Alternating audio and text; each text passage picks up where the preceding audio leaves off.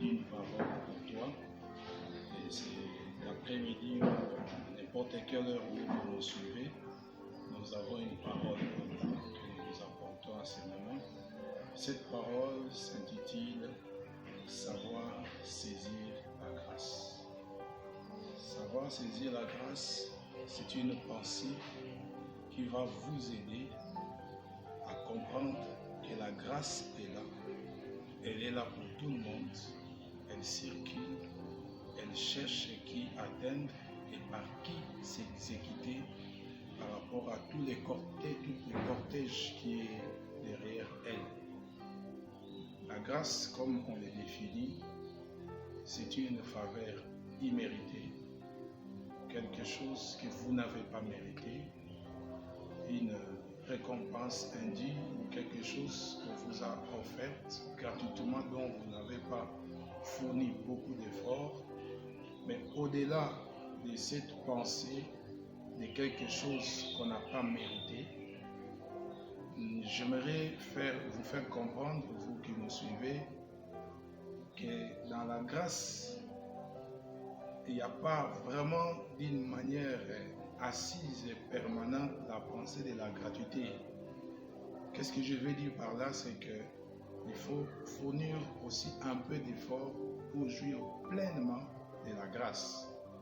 Parce que dans la grâce, Dieu met des opportunités devant nous, dont nous sommes appelés à être sensibles pour saisir ces opportunités.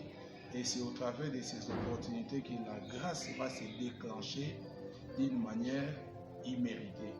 Nous avons la pensée des rites, ici dans Rites chapitre 1, verset 1 jusqu'au verset 18, où on nous parle d'une famille qui vivait à Bethléem.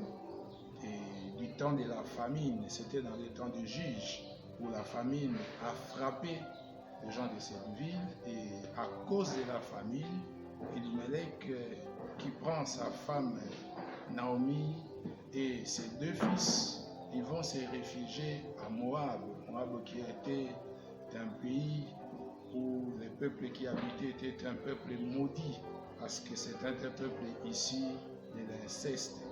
Et c'est là qu'ils vont se réfugier. Et arrivé là-bas, ces deux fils se marient à deux filles, et son mari meurt, ses deux fils meurent, et voilà que Naomi se retrouve seule pour sa famille, et à côté d'elle, ses deux belles sœurs, à qui il demande de partir parce qu'elle n'avait plus rien à leur offrir. Elle était déjà avancée en âge et ne pouvait plus avoir un enfant qui, ses belles filles, devaient attendre et grandir pour se marier. Donc, ça n'était fini pour elle. Ça n'était fini pour elle. Elle n'avait plus rien à espérer. Elle a perdu ses proches. Elle n'avait plus l'âge de travailler. Elle ne pouvait plus rien faire. Mais parmi ces deux belles filles, il y a une qui a pris la décision de partir et de les laisser, mais l'autre est restée, qui répond au nom des rites dont porte le titre de ces livres. Et Rite a su saisir la grâce. Parce que Naomi, au fait, son nom signifiait gracieuse. Et Rite a compris que Naomi n'était pas seulement une personne simple, mais en elle résidait la grâce. Parce qu'elle portait la grâce en elle. Et Rite a su saisir cette grâce pour s'attacher à Naomi, en sachant qu'au travers de Naomi, Dieu pouvait la faire grâce pour vivre des choses qu'elle n'a pas méritées, des choses qu'elle n'était pas une mérite pour elle, parce qu'elle était d'une tribu ou d'une famille ou d'un peuple ici de l'inceste, d'un peuple maudit. Mais à cause de sa sensibilité, de savoir saisir la grâce qui était en Naomi, elle s'est attachée à Naomi. Et la Bible dit à partir du verset 9 jusqu'au verset 14, où nous voyons comment Rite s'attache à Naomi. Elle dit: ne me presse pas de te quitter, ne me presse pas de partir. Là où tu iras, j'irai. Ton peuple sera mon peuple, ton Dieu sera mon Dieu. là où tu mourras, j'en mourrai. Donc, Ruth comprend qu'en Naomi, il y a une grâce qui est attachée, dans laquelle elle était appelée à s'attacher pour que sa destinée puisse changer, pour que sa destinée trouve une autre façon ou une autre image. Dans la vie, il y a des personnes que Dieu met sur notre chemin qui sont des personnes grâces. Et lorsque nous découvrons les grâces qui sont en ces gens, c'est ainsi que la porte de notre destinée aussi peut s'ouvrir. Dieu passe toujours par des personnes, Dieu passe toujours par des gens, Dieu passe toujours par des hommes et des femmes.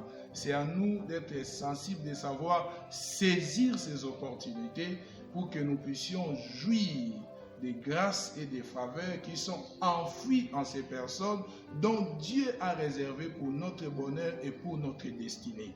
Et c'était au fait la révélation qui était dans les cœurs de Ruth. Et Ruth a compris cela. Ruth ne voyait pas Naomi, mais Ruth voyait en Naomi un peuple béni, un peuple de promesses, un peuple qui avait une destinée meilleure. Ruth voyait en Naomi un pays béni, un pays de l'alliance, un pays qui avait une destinée meilleure.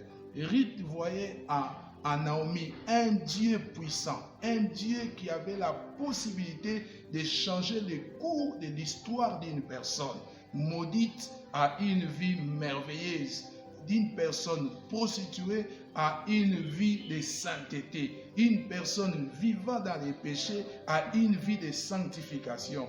Parce que la grâce a la possibilité de transformer, de restaurer, de ramasser dans la boue, de lever. La grâce a la possibilité de nous amener dans les sommets que nous ne pouvons atteindre.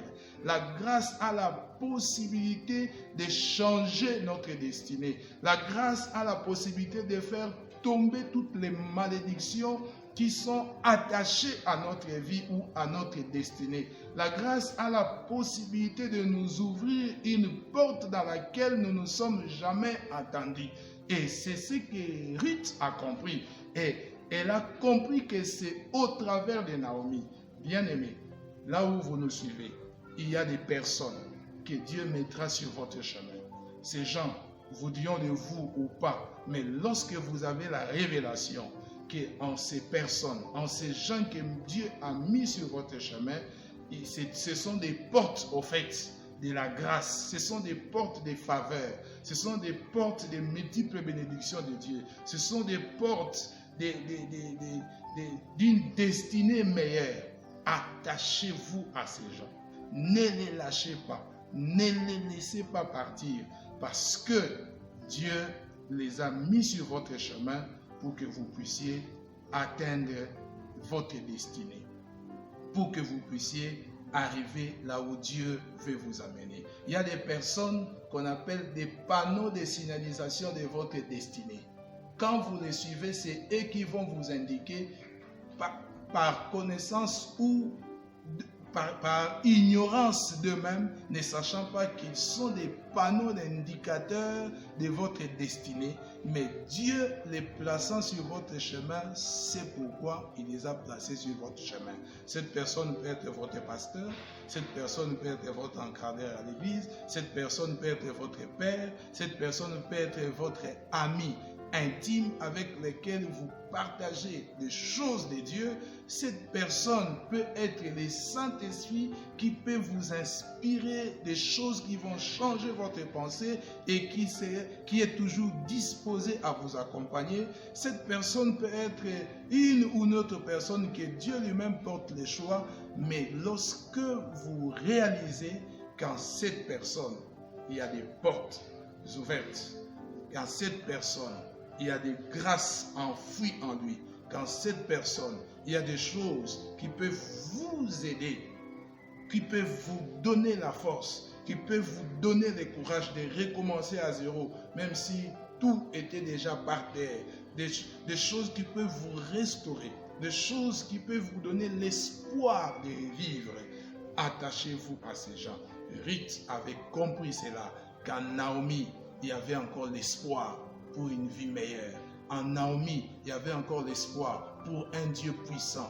En Naomi, il y avait encore l'espoir pour un peuple de l'Alliance. En Naomi, il y avait encore l'espoir pour une destinée meilleure. Et s'attachant à Naomi, sa vie a connu une autre tournure. Lui qui était issu d'un peuple maudit, il est devenu l'ancêtre du Messie, l'ancêtre de Jésus-Christ. Parce que simplement un jour, il vous aurez des jours dans votre vie, mais il y a un jour que Dieu mettra à votre disposition lorsque vous saisissez cette journée, lorsque vous saisissez ces moments, lorsque vous saisissez ces temps, toute votre vie sera entraînée et vous vivez des choses que vous ne vous êtes jamais entendues et votre destinée connaîtra une tournure dans laquelle vous ne vous êtes jamais attendu à cause de la grâce de Dieu qui est disponible et qui se dispose à vous faire du bien, à vous transformer, à vous restaurer, à vous bénir et à vous conduire jusqu'à la destinée que Dieu avait prévue pour vous. Que Dieu vous bénisse, que la grâce de Dieu soit votre partage et s'attache à votre vie et s'attache à tous ceux dont Dieu mettra sur votre chemin qui seront des portes, des faveurs et des bénédictions qui vous conduira jusqu'à votre destinée. Soyez bénis.